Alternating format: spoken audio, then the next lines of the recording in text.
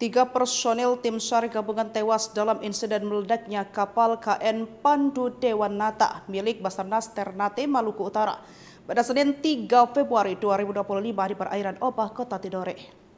Insiden itu terjadi saat tim SAR melakukan pencarian terhadap dua nelayan yang dikabarkan hilang.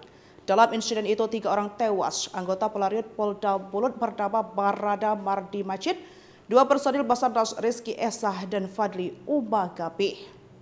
Sementara 7 korban lainnya selamat dan mengalami luka sementara menjalani perawatan di Rumah Sakit Umum Daerah Casan, Bosori, dan Rumah Sakit Bayangkara. Sedangkan untuk kontributor jurnalis Metro TV yang ikut dalam pencarian dinyatakan hilang. Para korban selamat ditemukan kapal cepat KM Cantika Lestari 10 yang bertolak dari Pelabuhan Gita menuju Manado. Mereka lantas dievakuasi ke Pelabuhan Gita, Kota Tidore untuk mendapat perawatan medis di Puskesmas Payahe. Sedangkan upaya pencarian terhadap jurnalis Metro TV Sahril Helmi masih terus dilakukan. Direktur Polisi Perairan dan Udara Polda Maluku Utara Kombes Pol Ashari Juanda mengakui ketiga anggotanya menjadi korban dalam misi kemanusiaan yang sudah dievakuasi ke Ternate menggunakan kapal cepat milik Polariut Polda Maluku Utara. Dirinya mengaku belum dapat menjelaskan secara detail kronologis dalam insiden yang terjadi.